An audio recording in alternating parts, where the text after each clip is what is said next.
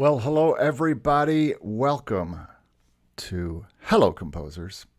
And we are going to talk about some things today, especially careers for composers. We're going to start out talking about that today. And then we are going to listen to some composers that we have lined up for you today. Different songs as usual. And let's just do a quick sound check here. For you today, different songs as usual. Sounds good to me. This is what we call pregame. And usually I will cut this part out at some point down the line so we can get right to the good stuff. But just want to say hello to people who are in the chat. We've got 10 in here already.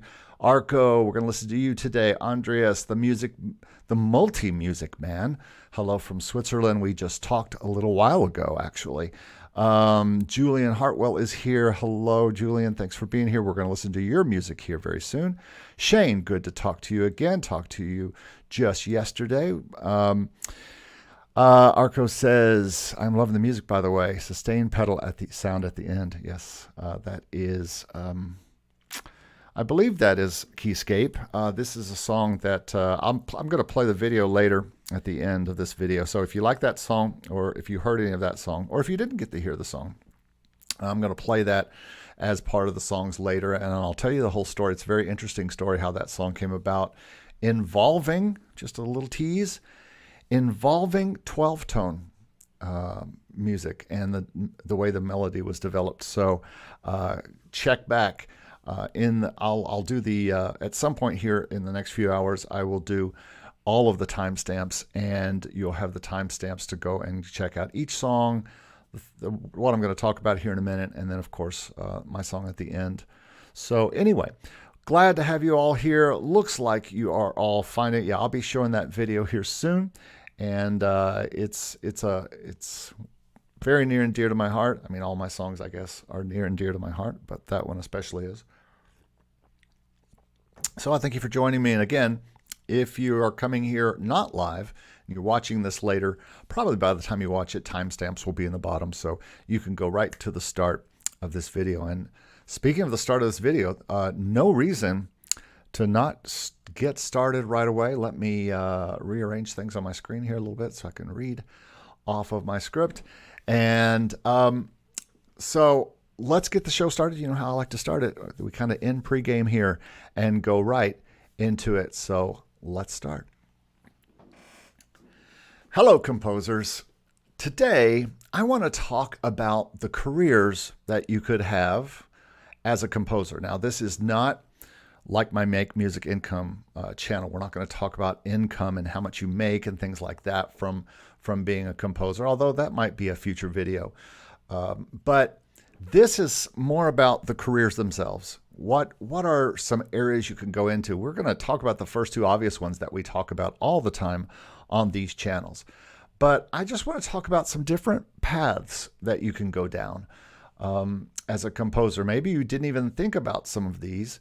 We get so caught up in the cool things, the licensing things and things like that, that you won't really think about some of these things that I'm talking about normally. And these are just things that I'm interested in or I am thinking about getting into as well. So we'll also be listening to some composers today and what they composed that music for. I've got some notes how they composed it, and so it's always interesting to listen to composer songs, why they wrote them and how they wrote them. So make sure that you stick around for that. But and like I said, you'll hear a song also by me. I usually feature a song so I could talk about it a little bit from a composer standpoint. It's the only place I really get to talk about my compositions. So you'll hear a song of mine that was written for one use and now is in other uses. And so I'll be explaining that and how I came up with it in just two words, 12-tone. I guess 12-tone is one word. Could also call it serial music, but I'll explain all this interesting stuff about that song when we get to my song, and you can find it in the timestamps below. Okay, so let's talk about composing and careers in composing. Let's start with the easy ones. Let's get these out of the way because we talk about them all the time. The first one is sync licensing or production music or cues, whatever you want to call it. So let's start by I've been wanting to do this anyway. Let's start by defining some terms. Sync licensing music. If we have to separate the last three terms, I like to think of it like this. When I write songs and develop them towards use in television shows or film, advertising, or games, I'm actually composing songs, not cues, but songs. Many times these have vocals as well. Sometimes I'm composing only instrumental music, but still focus that it's going to be used behind something that could be a lot of different uses, not just a one focused use. So personally, as a composer here, I am writing full songs that could also stand on their own as popular music, and I could put them up on Spotify. These could be pop songs, rock songs, jazz, classical, R&B, almost anything. These songs could sound like an artist would release, and not just music created to go behind something. I am a songwriter as well as a composer, and there's a difference. I tell my students, we talk about the difference between a composer who usually is writing mostly instrumental and a songwriter who is writing mostly lyrics and song as well. So I write songs all the time. And many times I write them for a scene or for end credits or for advertising uses or for games, but they're also just usable as great songs. These may be brought into exclusive libraries where only that library can license the song. But there are also non-exclusive libraries that I work with that also focus on getting stuff to TV, film, advertising, and gaming, and to those kind of clients. So I call that sync licensing. Sync. You're syncing the music. Now you're syncing all of this music to film. Even in stock, we're technically syncing music to stock to YouTube videos or to presentations. But when my friend Dave Croft from 52 Cues writes what he calls cues or production music, he is not necessarily songwriting. He talks about this all the time. He is not writing a song that he would release as an artist necessarily, or put it on Spotify or stuff like that. He is mainly writing it for a brief, a concentrated use for a specific event or show or need. And he sometimes even talks about composing music that is not that musical, but instead more useful. And so I do that sometimes, more so for stock library uses. I don't really have, every once in a while I'll get a brief from one of my libraries or from a sync agent or somebody like that who will say, I need a song for this, for a certain thing. And I will look at it and see what they're saying and see if I've got anything that fits this particular cue, brief, whatever that they need. But for the most part, if I don't, I will just say, no, I don't have it. So like I said, I do this sometimes, but cues and production music are usually for specific uses. So I lump all of this under sync, and I just call it all sync. Sync songs that might be a pop song that might be used in a montage scene, or sync that might be also called cues or a production music. I think they all go together, but I do think you can divide sync and production music and cues, just from my point of view. This is something that Steve and I have talked about having a conversation with several different people, so maybe we'll do that for our big 50th anniversary show coming up here, our 50th episode, if we're not in Hawaii, because that was the original plan, to the 50th episode from Hawaii. So that may still happen somehow. It might happen. So I lump all of this together.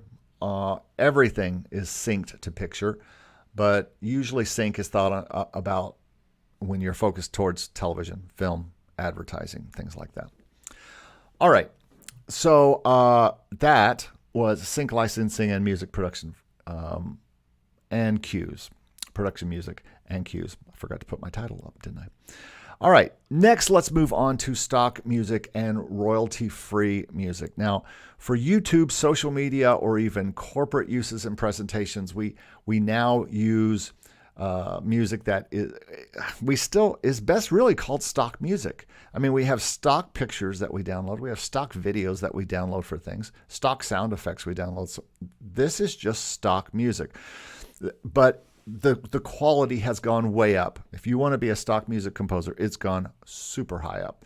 So for YouTube, social media, this is what we're using. This is music used for likely a smaller production on sites like YouTube or Facebook, Instagram, TikTok, and more. It's also used by customers who are looking for specific music for like maybe a presentation, a church video, or some other video where they are making something they need, some music that they can then post their video to YouTube.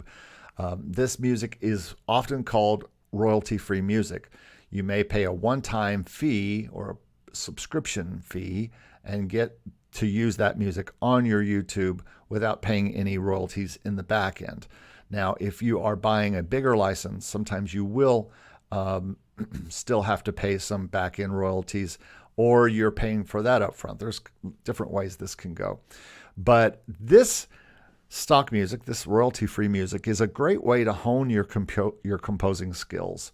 If you are a composer thinking of like maybe getting stuff in television and film and advertising and getting into sync, but you are just starting, you're just trying to figure out. I just had a really nice conversation with Andreas from Switzerland, and he is just trying to figure out how to get started. A lot of people are trying to figure out how to get started. Maybe you are trying to figure out how to get started, and I think that stock music, royalty-free music, and these libraries are a great way to get started, putting your music out there, getting a sense of what it's like to get customers using your music, and then move up and continue to build your quality, and then as a composer and as a producer, get your music out there. All right, now here's another. We're just going to take a total left turn from all the licensing stuff, and this is something I don't think people think about as when they think about being a music composer, and that is what we think of more as the classical type of music world. But it doesn't have to be classical music. It can be pop music that is presented on stage, live in a session, in a situation like an orchestra or a band or something like that, or an ensemble. Now, you may not know this if you're living in a non-academic world, but there is a whole world out there focused on classical and contemporary composers. They are looking for people. They are looking for compositions.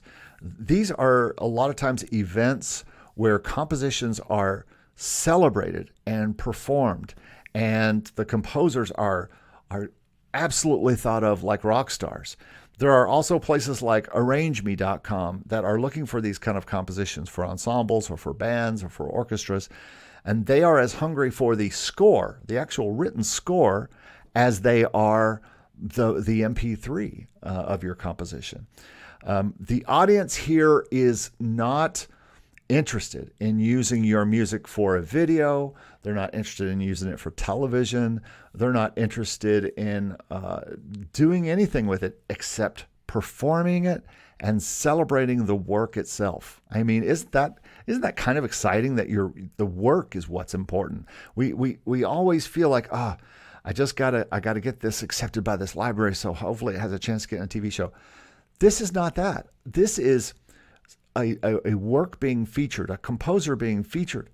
And to me, this was really exciting when I was working on my composition master's degree, to be able to be part of events like this, not only at the school, but also at larger places like the Dr. Phillips Center, which is our big performance hall here in Orlando. But there could be a high school band that might need a contemporary score or pieces to play for their spring concert. An event that happens in the summer or at certain times during the year might be looking for certain kinds of composers for their workshops or special events. There are what we call calls for scores all the time. You can just Google call for scores, and you will see these places looking for great compositions that they can then have and premiere at their events. Just the American Composers Forum, I'll try to remember to put their website down below, is one example of places that are just looking for scores for different kinds of groups, for different kinds of soloists, for different kinds of ensembles, for different kinds of orchestras and things like that. Some may be right down the alley of what you've already been producing, but you need to be prepared, because like sheet music, these places don't take MP3 only submissions. They will want the score too. Welcome to academic land. They want to see the notes on the page, and if it works for their ensemble, for their soloists, for their players, they need to see if there's quality, or if it's too intense and too hard for them to play, or it's too easy for them to play. So they will want the score, and this leads to our next career possibility too. But it's one thing to write a song and put it out on Spotify. And we'll talk about being an artist and composer here in a minute. But it's another thing. Let me tell you this. It's another thing to be sitting out in an audience as the composer, listening to your song be performed on the stage and be premiered with a live audience. It's how and where composers are treated like rock stars. I mean, it is really cool, because you don't have to be up there on the stage dancing around, playing, performing. I mean, sometimes the composers are up there playing the piano as part of it. But it is a really cool experience, and it's a whole different world than sitting alone here in this room with the keyboards. Oh, we got to turn the keyboard on. It's a different world than sitting in here, messing around with our keyboards and our MIDI and creating things that we then put up online and hope someone finds. It's not that lonely experience. It's experience of being out in the world and being out in front of an audience and getting to sit there and listen to your composition. It's very fun. All right, let's move on. Again, not keeping up with my titles here. So music composer, classical. You need to, and when I say classical, I don't mean it's got to be classical music. Could be contemporary music, but you're thinking of yourself as a music composer that is being celebrated, and your music is being celebrated on the stage. And then closely following that is sheet music sales, and I've started talking about this on the Make Music Income channel a little bit. But sites like ArrangeMe.com, Music Notes, J.W. Pepper, and more are selling sheet music for composers. And these are printed scores of a solo piano tune, like you heard at the beginning of this song, or you'll hear later today from me. Orchestral music, band music, other things, ensemble music, any things that someone may want. Remember, this is a hungry audience of non-composers. You think that everyone is a composer. Everyone wants to be composing and putting music out. But the truth is that there is a lot of non-composers out there that need music. They've got to find it somewhere. So they go to these sites that have sheet music that they can perform. And these people just want to create music. They are not composers themselves. This can be piano players or bands or full orchestras or ensembles. I sold a $49 score recently to an ensemble that wanted just this unique ensemble of musicians. So I've just started my journey here, putting some of the stuff out. I'm putting some of the stuff out that I wrote for my degree and had premiered then. But just starting out, but I'm telling you, there's something pleasing about creating music for people who just want music to play as musicians rather than putting that into some kind of place like a library or someplace like that. Okay, so the next one is being a commercial music producer. Now, what do I mean here by commercial? Usually when we talk about commercial music, we mean music that is used by someone for a way to make money, not library-like use, but more local, regional use. So this could be music you compose for a local or regional client, and this client is going to put it on local television and radio, use it for a jingle, use it for something. Now, this is different, but similar to licensing. Instead of putting it on a library, you are working directly with the client. You've skipped over the library. You're working directly with a local or regional client that is helping you see their vision, that is paying you to create something for them to release to media next week. There's no down the line, this is going to be on a show one day maybe. It's not the hoped for use of licensing. You're skipping the middleman and you're going right to the client. So this is something I've done for years, and it's something that you need to consider as a composer. That's real world, real time, local, and not necessarily putting you into some kind of library where you get seen and heard and hopefully get on a TV show. This is real money up front, hundreds if not thousands of dollars for minutes of music that you are paid to make and paid because someone needs it for a commercial use. So being a commercial music composer is a very, very nice composer occupation, and I've done that before. The next one is being a music arranger. This is kind of an unsung and under the radar profession, in my opinion. And the thing is, every artist, every player, every church, every school, they need these kind of arrangements by talented arrangers who are completely after something unique. They're trying to come up with a unique spin on a song and rearrange it and produce it well, and then extra points if you specialize in orchestral or strings or horn part arranging, because that's something that you can also do as a composer. As a composer, you learn how to orchestrate, you learn how to play the drums, how to play the bass, how to play the strings, how to do all these things. So all of that comes in handy with arranging. I kind of think composing and arranging go completely hand in hand. I get as much joy from creating a cool arrangement as I do from composing from scratch, because I can really chart my own path. You can compose while arranging.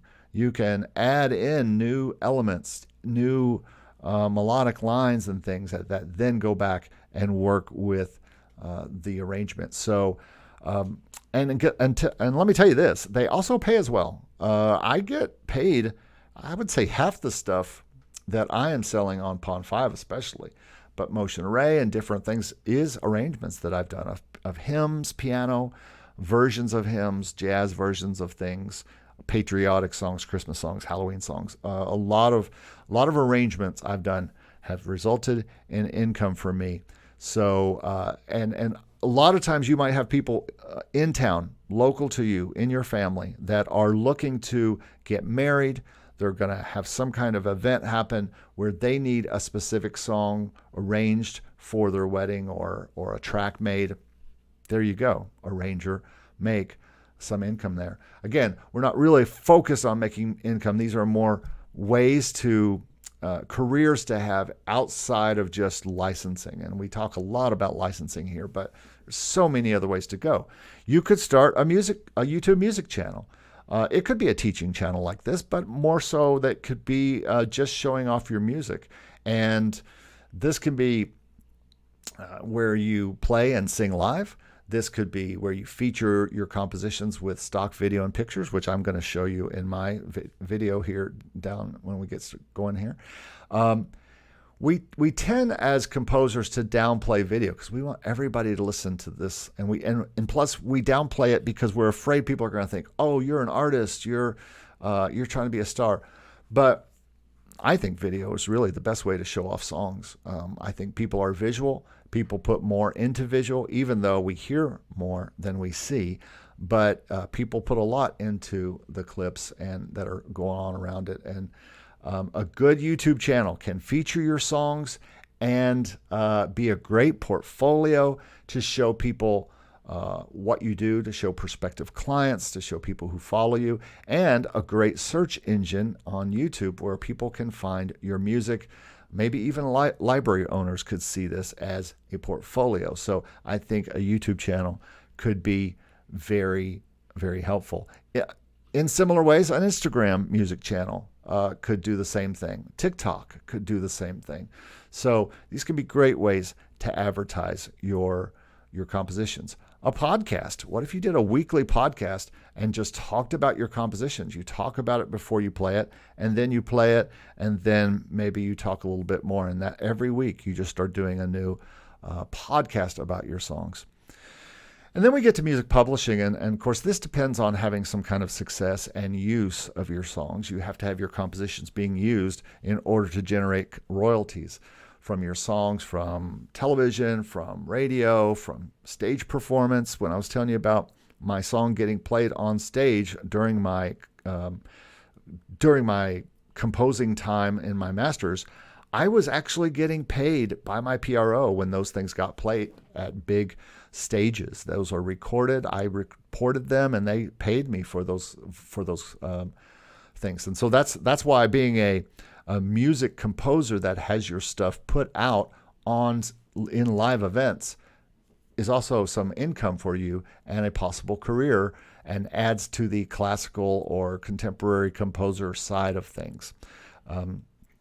Now, this isn't a music income video, so why else would you want to be a publisher or a composer? Well, by doing any of the things that we are talking about here, you are self-publishing and co-publishing your music. So get ready for publishing to just walk beside being a music composer your entire time. That's just the way it's going to go. That's just publishing is just like a side job always with your composing. And then I guess the last thing I want to talk about here, there's many more. As a matter of fact, make sure you join this channel and subscribe here, because I'm going to be releasing an ebook. I have one on my Make Music Income page called 50 Ways to Make Music Income, and some of these are in there. But this is I think I'm going to do a similar ebook for different ways to different careers for composers.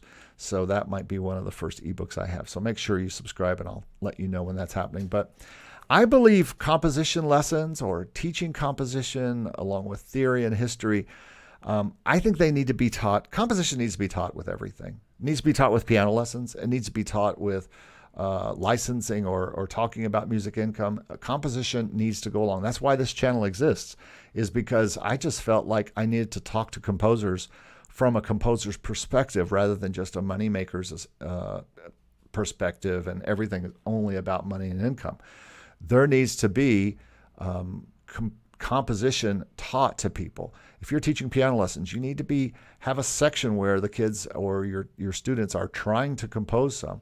I teach at school, and I teach Pro Tools and Logic, but we also have music theory, and I have to teach them how to write songs, song structure, how to write melodies and things like that, how to make drum beats, how to make bass lines. So all of these things need to be taught. You have untold friends, family, local people, even online people wanting to learn to compose. That's why you are here. I firmly believe, and Stevie and I talk about this all the time, you have to do and teach. You can't teach without doing, and I think you have to do at the same time you teach. And that's what I try to do. So maybe you do it as a face channel like this, and talk about composing. Maybe you show your compositions off that way, like I do on this channel. But composition lessons, I think, are something you could do locally. You could charge a fee to work with people on a half hour and teach them how to compose. So just another possibility. Also, going into teaching and doing your bachelor's or your undergraduate or graduate work in education as far as focused in composition. I highly recommend it. If you get a chance to go take composition classes, orchestration classes, take them. They will absolutely change your world and make you better at anything you're getting ready to do, no matter which of these careers that you're going to go into. It will definitely help. All right, so that's just a few of the paths that you could choose as a composer. Like I said, I'm going to take this list and I'm going to expand on it and probably make it a free ebook here on this channel. Again, this is not so much about making music income. It's about choosing a path or paths that you can take your compositions to. And licensing is not the end-all be-all of composing. We tend to think it is just because we hear about it online, or Steve and I talk about it, or Jesse talks about it, or Dave talks about it, or whatever. There are lots of other ways to get your compositions out into the world and get them heard, and that is kind of what it's all about. You know, how can the music be heard more? What can you do to get the music heard by more people, more audiences? Forget the money for a minute. Just concentrate on creating a legacy that is your music. This is something that's meaning more and more to me all the time, is just trying to forget it. I have to pay bills, so I do enjoy when money comes in from music, but I have to concentrate on my legacy. I have to concentrate on the songs I'm leaving behind that will last during and maybe beyond my lifetime. For me, that's kind of the dream. And to me, that's the true career of a music producer, is that your music lives on past you. And these types of careers, these types of career paths are ways people look back and say, I loved his work as a music composer. And to me, that's the most important thing that I could think of. All right, let's see what people are saying here. Do you agree? Do you disagree? Shane says stock music is a great training ground. Agreed. I think stock is a great way. In my video, Start with Pawn 5, I think that's one of the best places to start. And the more you get things accepted, the better you get at producing these things. I think it's just really great, a great starting ground. Rhett is in the house. Hey, Rhett, the Mix Club. Good to see you here. Polly says, that sounds more like what I'd like to be in. I'm not sure which one you're referring to, but yeah, absolutely. All of these are good things. Arko says you should do a video on Arrange Me and how you're able to earn from it. I thought I've done one on sheet music, but I don't know if I talked specifically about Arrange Me. Has someone here written music in B minor? No. Not me. If I did it in C minor and then just transposed it down. Sheet music is a huge market, Shane says, especially the beginner and intermediate categories, and Shane is very involved in this, and I am getting more involved in this. I've got plenty of scores that I've got to get in shape. I'm also having a lot of my piano music I'm having it transcribed right now and getting ready to get into Arrange Me, because I'm getting sales on Arrange Me, and so I've got to do that. Arko says he's done that before. B minor. Sounds deep. Okay. All right. Let's see here. What else we got? Stevie B is in the house. Good to see you, Stevie B. Stevie B just launched a video today. Very interesting video about, I can't wait to watch, about Cubase. So make sure you go watch Stevie B's video right after this one, because we're going to listen to some music now and really get into talking about some people. We're going to talk about people right in front of their back, not behind their back, right in front of them, and listen to their music. Andrea says, thanks for the presentation. You're welcome. I tried to give a little bit of education with all of this. And Stevie B says, cheers. Cheers, mate. You're not in Australia. Cheer. Do you say mate in Canada? Cheers, everybody. I don't know what you say. All right. Well, let's move back here, and let me just get rid of that and start getting ready for our first song today. The first song we're going to listen to today is by AfroMike. This is called Earth, Beautiful Blue Planet. And he says, I composed this song for music licensing purposes. I feel it conveys an emotion for Earth conservation, as global warming is affecting each and every region on Earth. Right now, we are experiencing drought in my country. Sorry to hear that, Mike. So let's listen to Mike's song I'm going to present. Ladies and gentlemen, I'd like to present my Logic screen. And here we go. We'll see how this works. We're going to listen to Earth, Beautiful Blue Planet.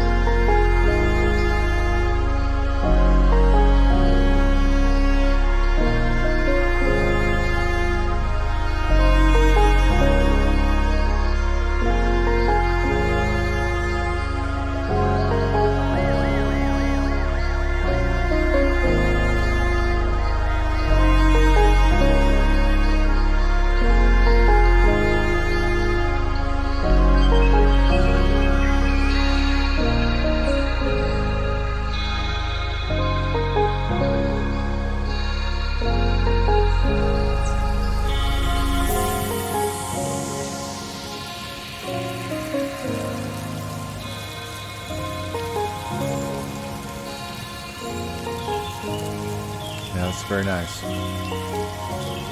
Very nice. Really cool sound here, Mike. Love how this. I have some nice comments here, and this is said a few times. For sync, you'll likely need to do a mix without the background sounds, without the birds and the sound effects. I would put them in at the beginning and at the end. I think using them throughout feels a little too loopy to me. I know a lot of people who make music like this, and they put the sounds in through the entire thing, and I think eventually it starts to sound a little repetitive. Now, this song certainly sounds a little repetitive, and Arko said it should have a B section. And I always think the song should have a B section. If not, we should break away sometime from that little electric piano or whatever that piano sound is, because otherwise, I mean, the only time we kind of break down, we've still got that same loop going on. And it again, if it's a lo-fi thing, well then fine, then it should end about 2 minutes. And not be 3.5 minutes.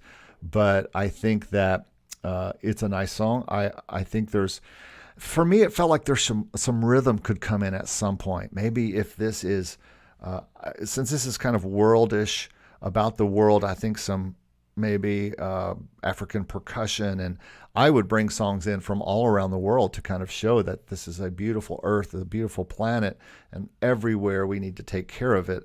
And so one of my thoughts would be that you bring percussion into this song, bring some different sounding instruments in, and maybe take out that piano section for a while and have some other things going on. If you're not going to add a full real B section, at least give us something else to chew on, except for that one piano movement. Andrea says slow music movements in nature, earth inspiring. Rhett says, oh, nothing about this video, not this song. We'll talk about that in a minute. Nice track. Shane says, I would say if this is a cue, take out the rain and birds.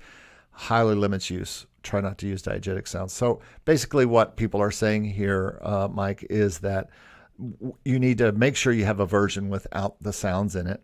I would personally only use them at the beginning, at the end, but the song needs a little bit more growth. It needs a little bit more, not action. I know you're trying to make this kind of very ambient kind of sounding, but I think the second time we build up, it could bring in some kind of rhythm. I think that would help a lot personally, and that's what I would do. So anyway, Mex Club, Rhett says, just checked out your new video. Good stuff. Logic dropped a new clip game option. Clip game just gets in my way. I'm sorry. I'm in Pro Tools. It's just always in the way. I understand it. It's cool, but it's in my way. So anyway, I'm not a huge clip game fan, but again, I probably don't know how to use it. Arko also agreed and said Mike's song could use some drums at the end. Yeah, just something that builds up. And I think there's a great opportunity for world percussion and things like that in this song. All right, so let's move on. Mike, thank you so much for that song. Let's move on to our next song, which is going to be Michael Hawk's On the Crest. Michael, thanks for bringing us another song today. Michael's been part of our listening sessions a few times here. So we're going to go back to Logic and listen to Michael's song, On the Crest. Here we go. Oh, before I start this song, let me read what Mike said. I forgot to look at my script because he said, here's something different, a surf instrumental, and it's not too long. And his description wasn't too long. Thanks, Mike. Here we go.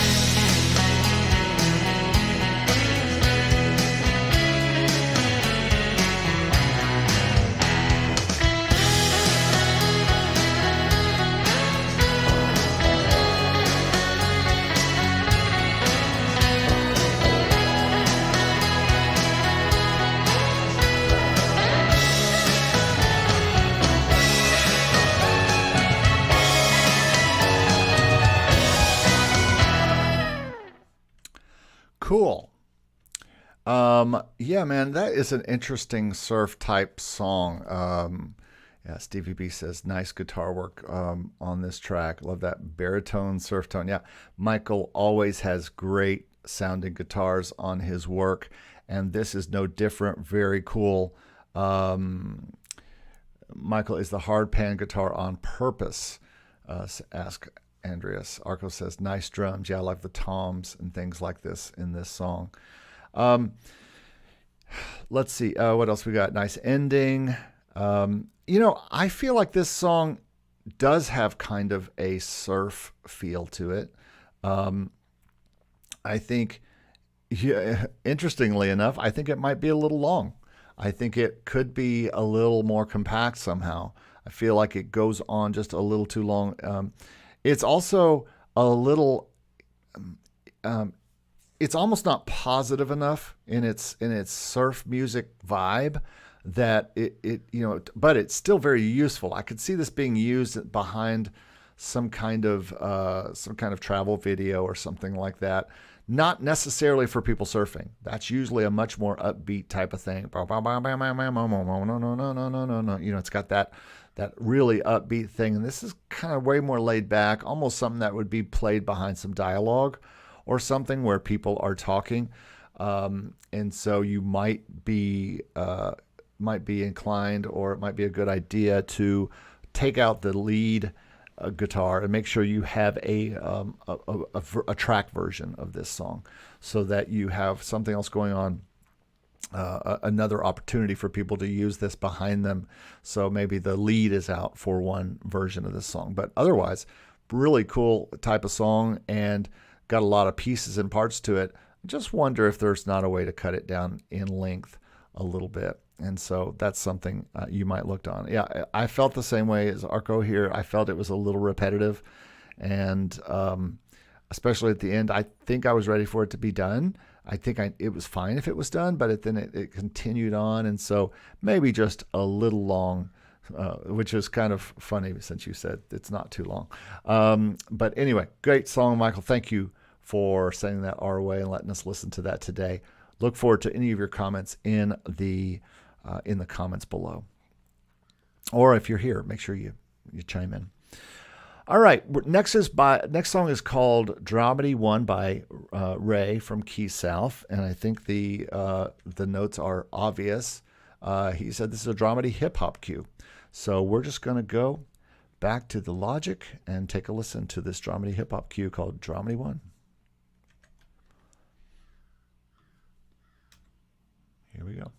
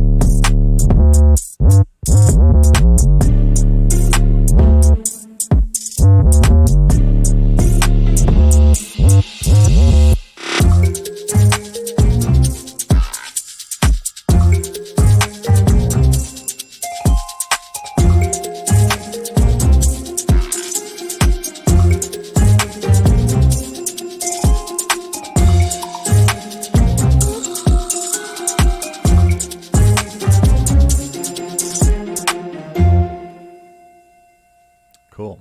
Another possible ending for that would be bum, bum, bum, bum. Be really cool too. Very nice. I appreciate that, Ray. Good stuff. I think the only part of that song that I got to the point where I wasn't crazy about was that middle deep bass thing that kind of takes me out of it a little bit. I don't think it was wrong. I just think it's like too loud and present. And if Stevie is still here, maybe he can he can speak to that, since this is certainly the hip hop thing is kind of in his style. Someone else agrees here. I like the whole song except that bass solo. I don't think I dislike the bass solo. I just think it's too loud, in the mix after everything that's been going on, which is dominated by the pits. Nice. Shane says, nice to hear Dramedy not dominated by pit strings. Might consider changing the name.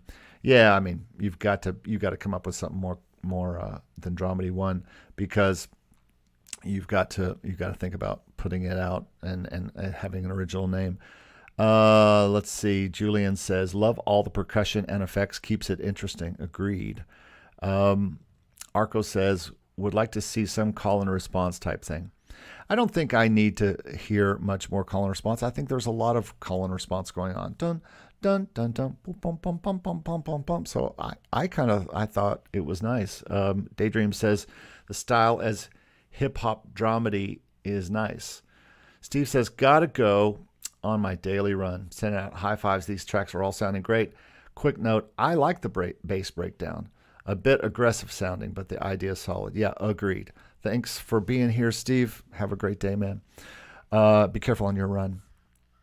I completely agree. I really liked it, actually. It just kind of like hit us in the face a little bit too much. And I think it could probably be pulled down a little bit. And it's just like Steve said, a little aggressive, but really cool idea, I think, and I agree with that. So cool song, Ray. Thanks so much for bringing that to us today. I hope you have luck with it. It certainly seems to fit right down the dramedy, the pike. Although I would probably smooth out that bass line thing right there. All right, the next song here is by Dave Pugh, and it's called Act of the Apostles 2. So let's go see what this is all about. Let's see if I have any notes from Dave here. Dave says, this is a rock orchestral hybrid with some electronic elements as well. I am mainly a guitarist and wrote the track to have a go at a hybrid piece. Not sure what to do with it. Would love some feedback on it and opinions of whether to pitch it to libraries, stock or sync or not. I do have alternate versions, but this is the full-length version. Okay, we'll see. How long is this full-length version? No, not too long. Okay, so let's listen now to Dave Pugh, Acts of the Apostles 2. And here we go.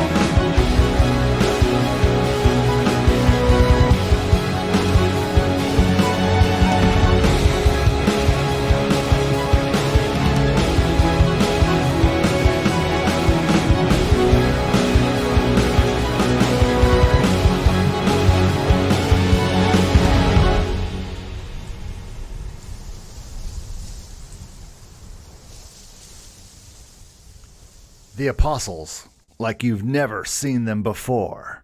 It sounds like an action adventure movie score here. And the apostles are out there getting busy.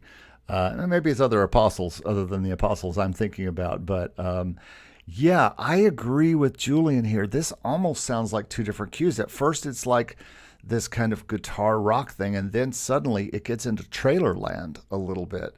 And I think this could be a nice trailer. That was one of the first things I thought of. Dame Dream says, nice composition.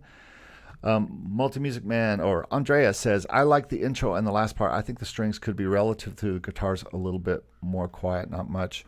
Arko says, nice movements. And I have to agree with Daydreams here. I think there are some timing problems. It was the first thing I wrote down, especially at the beginning. The guitar is solid. The drums are solid. The Mercado strings are solid. But they're all not together.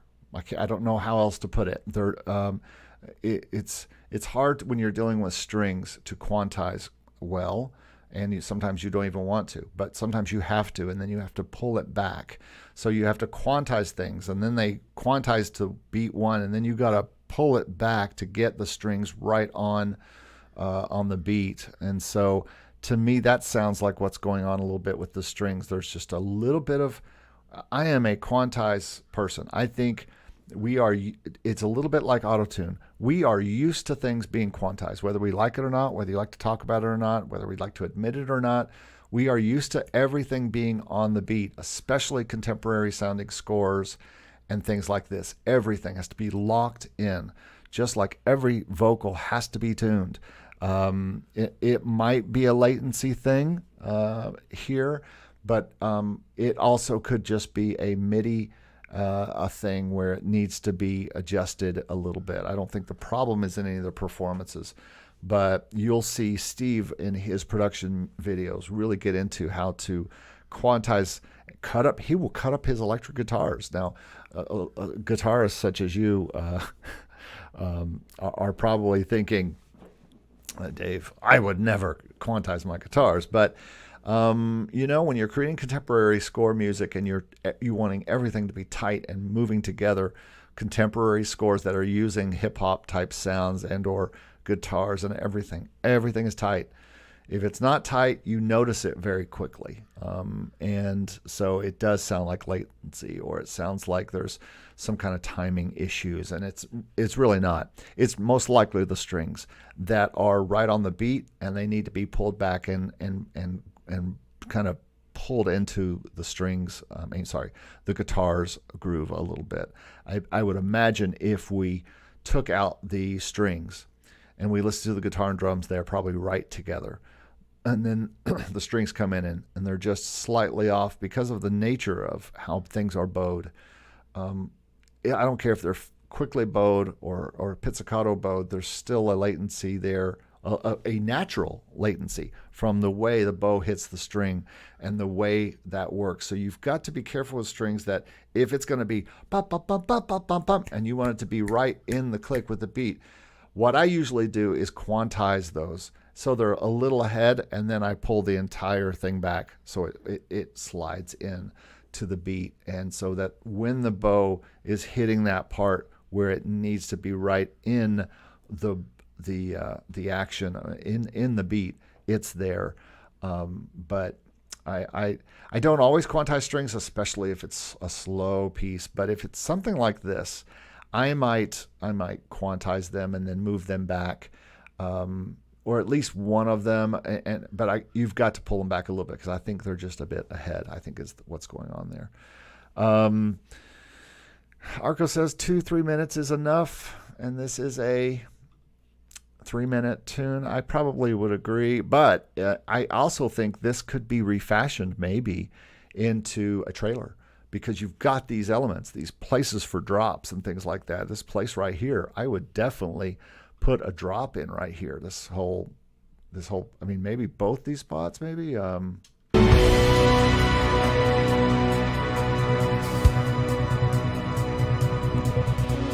then you've got this spot, especially. You've got that whole drop there. That's just just ripe for a lovely trailer type drop there. So anyway, yeah, really nice, Dave. Good stuff here. There's good bones to this, or better than good bones. It's ready to be finalized, and I would just look at those strings and then consider if you're going to market this as a trailer, or you're going to market this as a orchestral piece, or how you're going to market it. I think sync or stock. I think something like this just fits in both worlds. You can market it however you want to market it. It depends on where your efforts are going to go. If you are someone who is really trying to make money from sync, then maybe you make an album of these kind of songs and pitch that as an album to exclusive libraries or non-exclusive libraries, but focused on television and film. I think probably better for film. Andrea says, thanks, Eric, for the strings advice when we quantize them. Yeah, always. This isn't for all strings, and you shouldn't quantize strings generally. But when you're in some kind of things where you're trying to get well, you're going to have to play them and likely massage them in the beat. They may not start. And again, quantizing strings can work if you then pull them back, because if you quantize them, it's going to get the very first stroke, and that's not going to be right on the beat. It takes a minute for the bow to get to the beat. And so that's a thought there. All right, moving right along here. And next up here is Julian Hartwell. And Julian has been here, and he's here in the chat. This song is called Mechanical Shift. And let's see what Julian has to say about this. I don't know if I have notes from you, Julian. Let me just check. I don't even have my email up. It doesn't look like. I don't have notes. I got Arko's notes. Hold on just a second. If you want to throw some thoughts up about this song in the chat, feel free to do that.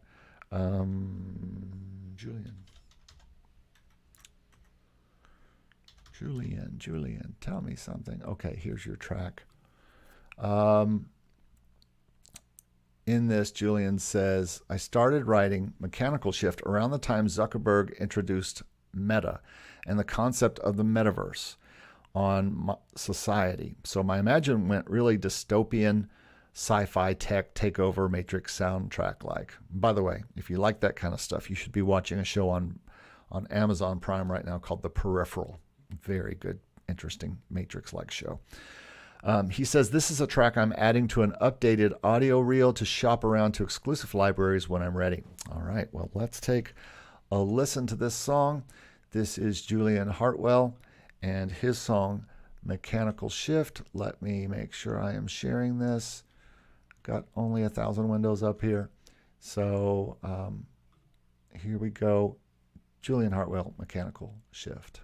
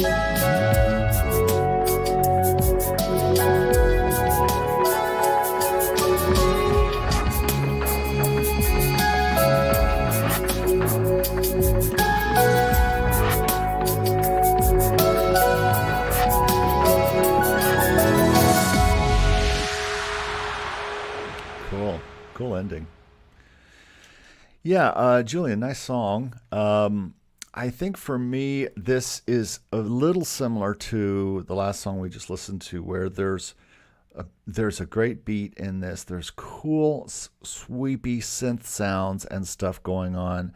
There is a really interesting bass, but the bass and the sweepy synth sounds really feel like they're in their own world, and the drums are not with them. The bass is delayed. It sounds like on purpose, but I'd like it to be closer to the beat, to be honest. I think it gets a little like I get a little seasick a little bit, and yeah, I get that kind of ooh. That bass is very cool, but I'd love it to be closer to the actual beat when it hits that one. And I think it's really cool. I think all the pads are cool.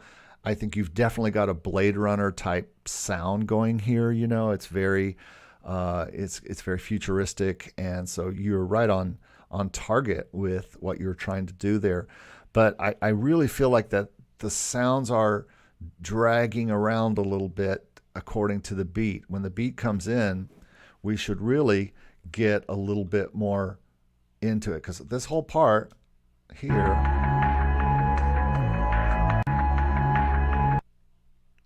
okay, computer, I'm not asking you to do much. Only 1,000 screens, right?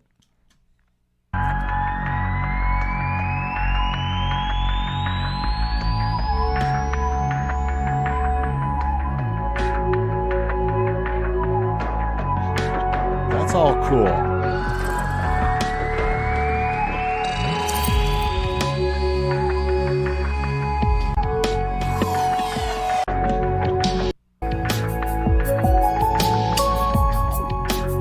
Especially when we get to this beat.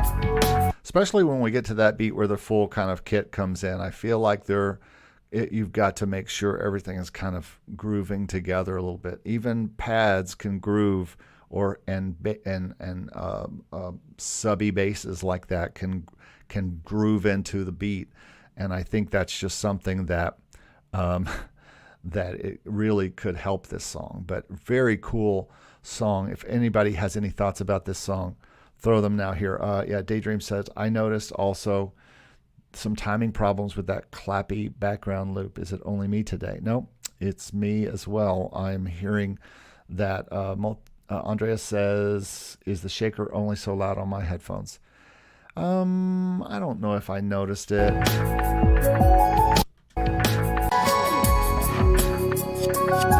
I mean, it might be a little loud. So you might look at the shaker, Julian, the second shaker. You've got another one. It's like, and then the other one comes in, and it might be a little loud. But I think the bigger problem for me is the wobbliness of, and you want that wobbliness. I understand that's the personality of the song, but to me, it's a little bit too wobbly once the real beat comes in, and it needs to lock in a little bit. It's just what we're used to hearing. When we hear things that kind of flow against each other now, we're just so used to everything being very well produced. It's kind of like watching a movie on Netflix, and we know what special effects are supposed to look like. And if anybody watched She-Hulk, it was a little disappointing, some of the graphics in that, and that was a Marvel thing, and we were so accustomed to Marvel being so on point with all their graphics, but some of the animations of the She-Hulk character weren't great. Well, this is a similar type of thing. We've got great sounds, but we are so used to, when we hear music these days, there's so much competition that we're used to hearing that consistency in everything being together. And so when they're not, that has got to lock. Yeah, like you said, it's got to lock in that groove, and I think that's important. Brian Rixby says the low end seems to be well managed in the mix. Yeah, I didn't have any problems with the mix in general. And Arko says, you got that sci-fi thing. Nice work, Julian. So yeah, great job. All right. Well, thanks everybody for being here. We're going to move on to, just got two more songs left. The next one we're going to listen to is Arko, instrumental classical romance Arko is here today and is going to show us this song. And so let's get right to that. We're already sharing, so let's go ahead and listen to Arko S. Instrumental Classical Romance. Wait a minute, he gave me some notes. He said, this is a violin piece that I composed recently for distribution to DSPs. He's trying to get this out to Spotify and places like that. I added a drum, maybe a bit complicated beat for this type of slow string track. I just wanted to test out some arrangements with this. It does evoke an emotion of love and romance, but I'm not sure if the drums should be more simple. I think it should be. Would like to know your thoughts. So here we go with Classical Romance by Arko. Oh, wait a minute.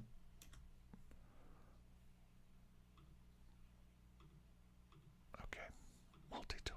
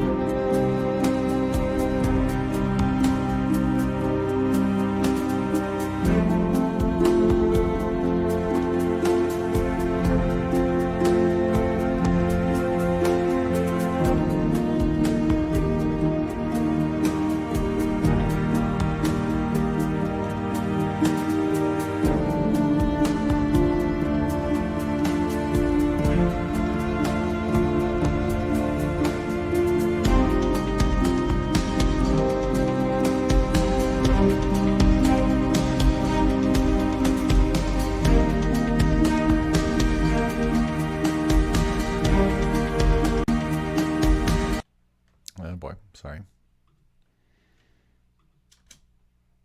My computer is giving us a little trouble here.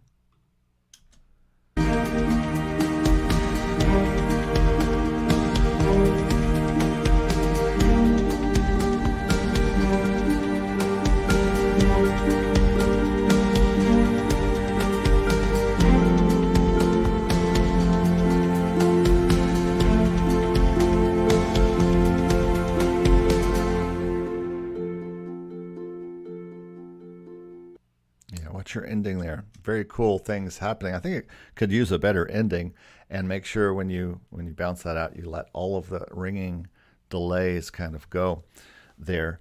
I think it's a good time for us to also all take a vote on how many people think Stevie B should send me his new Mac Mini that he bought, since he's now got the Cubase computer, because my 2014 Mac Mini is at its limit of what I'm trying to do with it. So I think we should everyone email Stevie B and just say, go ahead and mail your Mac Mini to Eric. He will make good use out of it, since you have your big Stevie B's computer. Yeah, let's talk about this. Shane has some thoughts here. He says, I like the feel of this piece. If the violin is a featured instrument, I think the melody should be more active. Seems to be mostly whole notes. Not a very compelling melody line, just a thought. Yeah, it could certainly expand, and I'll get to the drums in a minute, because I don't think that's as much a problem as you think it is, but we'll talk about it. Shane says, send Eric the Mac Mini. Come on, Steve. Yeah, I think he really needs to. I really do. Brian says, the drums may not be necessary with the harp arpeggios and the low strings providing the pulse. I'm not sure I agree, Brian. I like the drums. I think the drums make it contemporary. They bring in a cool element. I just think they're not mixed in well. I think they need to be the pulse underneath everything. Let the orchestral stuff be the meat, and let the drums kind of be underneath that, Watch the highs of the shakers and hats, because that's one thing that's taken us out. That stuff, that needs to really come down. It might be just an EQ thing for those. Build the drums. Let the drums start with something super simple, low, quiet, underneath everything. Let it almost maybe let the drums fade in slowly, and then you have that bigger beat that comes in. Let that beat kind of take the next step, but still stay under all the orchestral stuff. I think that, plus adding in Shane's comments about the melody, make the melody maybe a little bit more interesting. When I teach melody to my students, I teach them to think in terms of leaps and bounds and not just in steps. We tend to just go da, da, da, or we follow the chord, which is walking up or walking down, and the top note of whatever chord we're playing and whatever inversion tends to be the melody. I think we have to think more in terms of great leaps. Somewhere over the rainbow, way up high. We need to think of great melodies, and even instrumental tunes that could have gone. These samples have these beautiful like slurs up to the note, and it's I think that's the right thing. There are slides up to the note on some of these string samples. Use those and make beautiful, tall, wide melodies, expansive melodies, even on something simple like this. Those kind of leaps could help. ISO says, great track. The instruments, harp especially, on the right feel, but a little too loud. I can feel the lower mids hitting my ear, which could end up being fatiguing. The harp didn't bother me so much. Like Julian, I felt that the drums worked well. He said they felt a tad too bright. Yeah, that's exactly what I was feeling. It was just the high parts of the drums, Arko, are what were kind of bothering me there. But otherwise, I think this is very beautiful. I'm actually getting ready to start work on on some classical, I wouldn't call it hip hop, but certainly classical with a beat type songs. Andrea says, I love the sound of the harp. About the drums, I agree with Eric. They're in no way an overload. No, they're not an overload, but they are certainly certainly a little loud in this mix, and can be I think they can be controlled and just be this heartbeat underneath everything.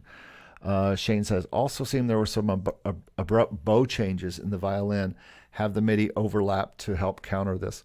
Yeah, you got to be very careful with how these samples end and where. Not just violins and string sounds, but sometimes I find that when I'm playing bass, if the notes overlap in a weird way, the bass can do weird unbass-like things. ISO says, beautiful track. I agree. It's really pretty. I think you can improve the melody. I really do. I think the melody could have some more leaps and some more interesting movements. I think the drums are good. I would kind of bring them in slowly and keep them underneath everything and watch the highs so that we're not hearing too much. That takes us out of this beautiful orchestral thing. I think of it, I have a brand I put out something called Orchestronic Stories, which is kind of orchestral and electronic, and I like to do a lot of work like that. And the whole point is that the orchestral stuff is front and center, but the electronic stuff is intertwined with it. And it's got to be intertwined, but not overpowering. And I think that's what you were talking about with the overload. Arko says, thanks for all your feedback. I will look into melody and mix. Cool, because it's good. You should keep working with it for sure. Okay, well, it's time for our next song, and the last song today is a song that if you were here at the very beginning of the video and you were watching the countdown, I was playing during that part.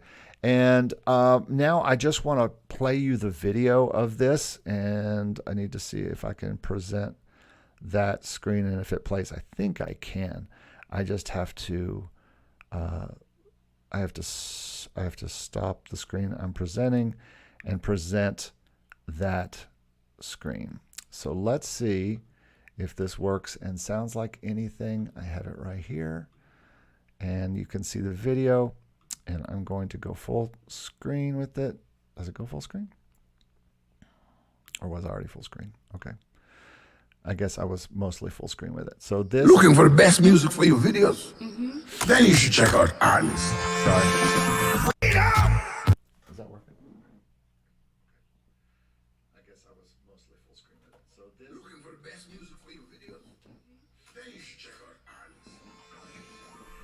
Okay. We are getting sound. All good. I'm going to skip this ad for Artlist. And this is called... that's not it at all. Hold on a second. It went to another song. Play my song. Here we go. This is called A Perfect Day in New York.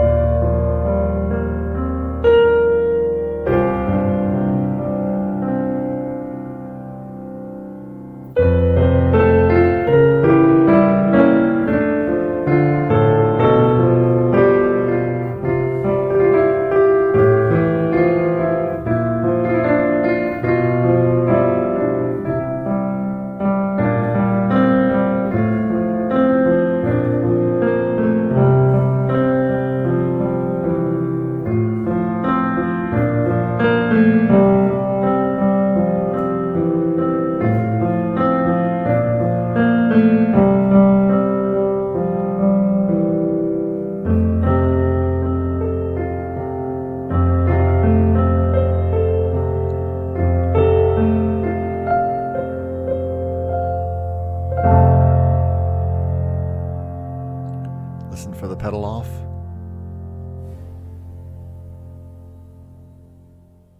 It's got a great pedal off.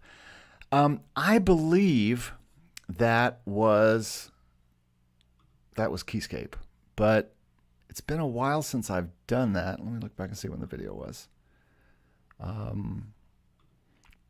The video was put out several years ago, 2 years ago. So it's possible that was Ivory. It's either Keyscape or Ivory. I just can't remember. I have to go back and look. But this song was originally written for this has a very interesting story. This song was originally written for a 4-movement piece called 4 Days in New York.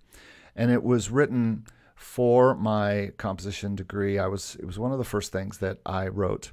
And it was this 4-movement thing. And my music instructor, or my composition instructor, he challenged me to write a piece using some way I've never written before. And so I chose to do something with 12 tones. So I came up with a 12-tone row. And the way it worked out, I can't remember how I came up with it, but the first 8 notes were da da da dun dun dun dun dun, and then the other ones dun. The last 4 were dun dun dun dun. So they're not as melodic, but those first 8 notes, da da da da da da da da dum, da da da da da da, and I when I wrote that part of this. There are a few moments when you write something on the piano or you write something and it just brings you to tears. And it doesn't happen that often, but to me, it absolutely brought me to tears. It absolutely, and you also have to know that this whole piece and this whole four movement thing was written about right after a trip to New York City with my wife, and it was a very, very good trip and a very healing trip for us, and a very interesting time together. A beautiful, beautiful day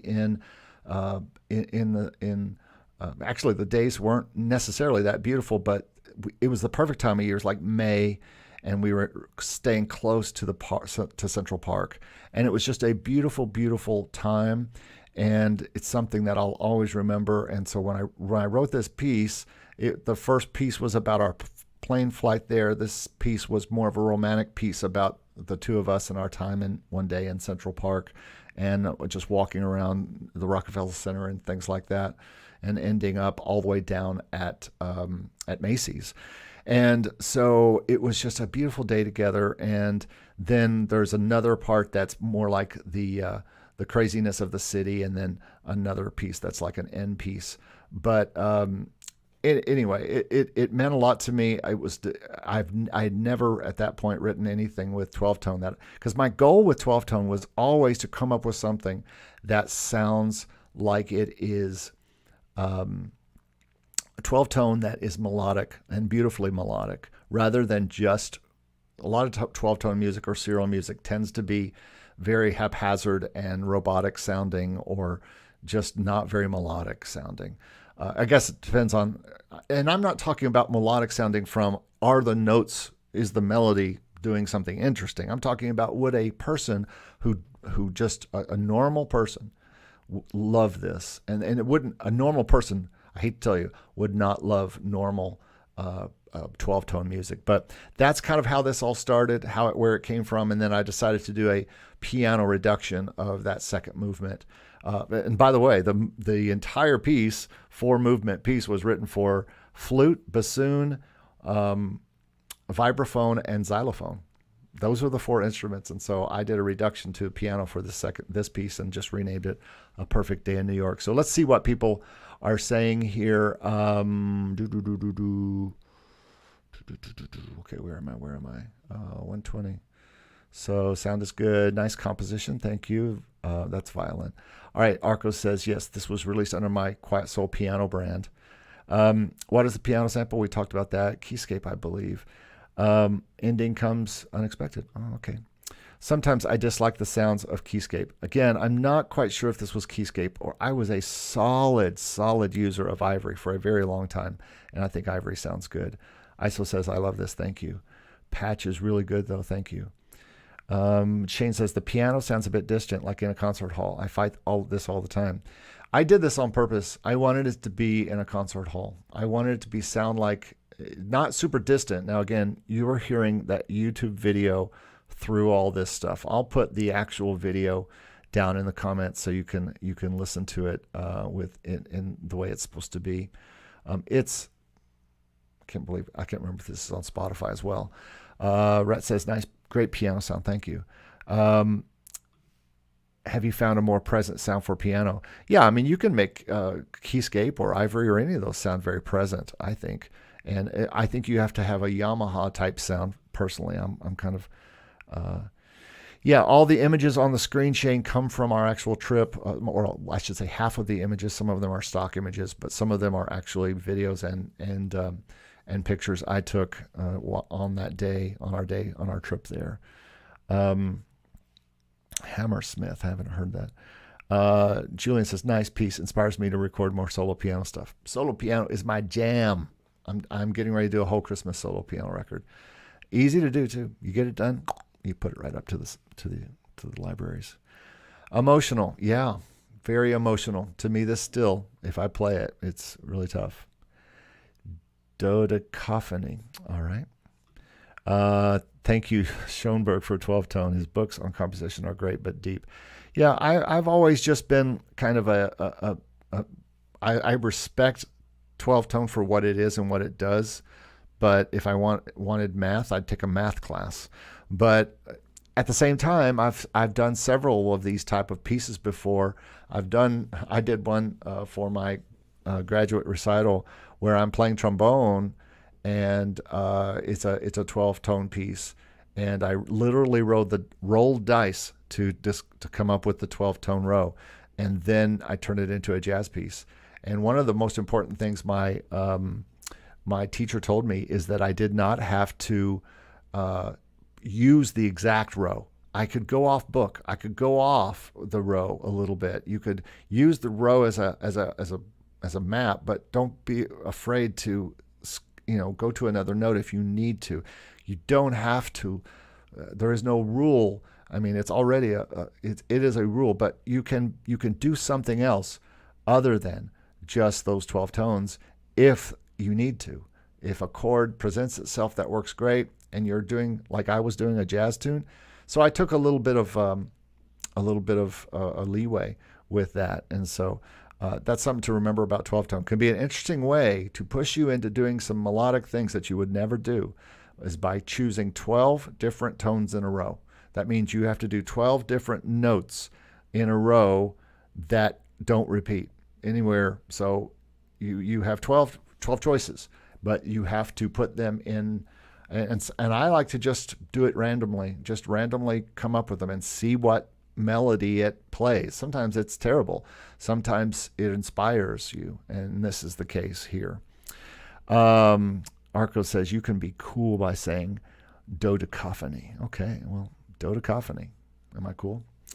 The way I'd really be cool is if I could say dope, but I can't really say dope. All right. Well, that's about all I've got today, folks. And it's probably a good thing since it's an hour and 35 minutes in. I'm sorry to those of you who get mad at my long videos, but we're here to talk. We're here to chat. We're here to just talk about composing, and I'll again put all the timestamps in here in the next hour or so that anybody watching later can just bop around to any spot you want to. I will also likely pull out that beginning part that I did in the next week or so and put a little video out about the careers for composers. But I hope you've had a good time today. It's been a lot of fun for me. Thanks to everyone who's been here. ISO, thanks for being here. Shane, thanks so much for being here today. I'm looking at old comments. Arko, always good to have you here and part of things. Andreas, good to see you again today, my friend. Rhett, thanks for being here, man. Julian, thanks for your song today. Great stuff. Daydream Studios, everybody who's been here today. ISO, good to see you as usual. Brian, thank you for being here today. Thanks to Stevie B who came in earlier. Anyone else, thanks for being here. Have a great day. Michael, go back and listen to your review. Great song, great guitars as usual. Some thoughts there. Everybody, just thanks so much for being here. Always fun to hang out with you guys and talk about composing without having to talk about that music income thing. Go to that other channel if you want to talk about music income. But otherwise, everybody, like Arko says, great tracks, great everything. Thanks, Shane. I appreciate it. A lot of fun to do. Thanks for everybody for hanging out. I'm going to end the broadcast. Have a great day, everybody. Pray for us a little bit. We got a tropical storm turning into a hurricane coming our way. I'm even off work tonight, so got plenty of time to add in timestamps.